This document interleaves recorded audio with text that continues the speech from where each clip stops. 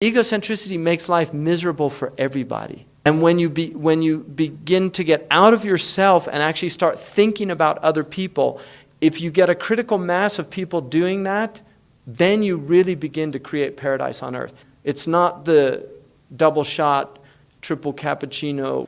It's like, tafaddal. Can I get you something? Can I help? That is what makes life much more enjoyable as an experience. It's not the satisfaction of the self. That's the illusion of happiness. Is that if I can just satisfy myself, I'm going to be happy. That's the illusion of happiness. The real happiness is actually in serving others. That's where the real happiness. In fact, in philosophy, they actually call it the hedonistic principle.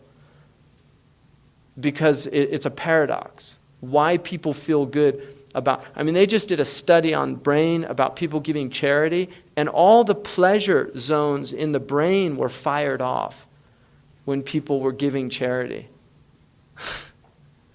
Because people feel good about helping other people. It's the way we're designed. But the nafs is there to prevent that. Nafs, shaitan, hawa, and dunya. The enemies of the human are there to prevent that. And that's why the beauty of the prophetic way is that the Prophet ﷺ, he said, I did not see any evil, but I warned you about it. And I did not see any good, but I guided you to it. That he's already given you all of the guidance. And then it becomes a matter of, are you going to follow it or not? Are you going to practice these things? And they're amazing principles.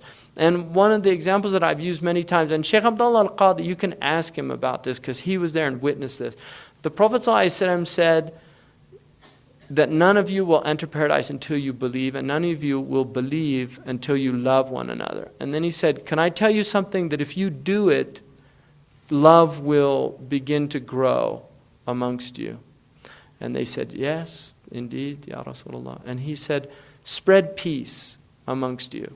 Now, the primary meaning of that is actually give the greeting of peace. Afshu salam bainakum.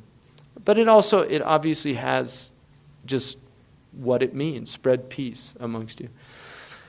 But we were in Medina, and we used to go every morning the same door, and there was a man there, very grumpy man, one of these guards at the door. And the first day I said salam alaikum to him, and he looked at me, he's like, wa alaikum salam, it's just. And then the next morning we came, same man, and I was with Shaykh Abdullah, and I smiled, said salam alaikum, and he was like, wa alaikum salam, And then the next day I came, same man, this is a true story, and I said salam alaikum, and he looked at me and just a tiny smile broke. And then the next day I came, and I just, Salaam alaikum, Sabah al khair. And I swear to God, Shaykh Abdullah al-Qadi was there. He came up and he hugged me.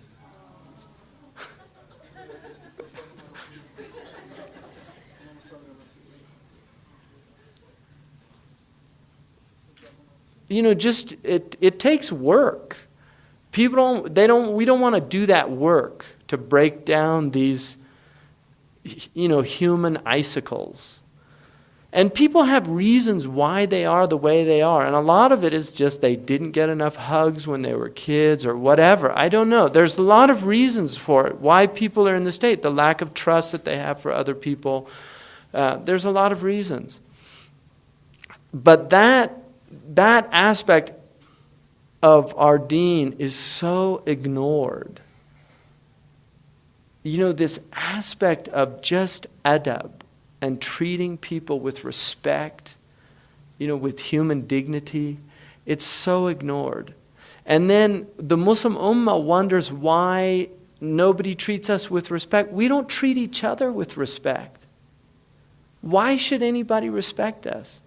Why should God grant us that gift of being respected if we don't respect each other?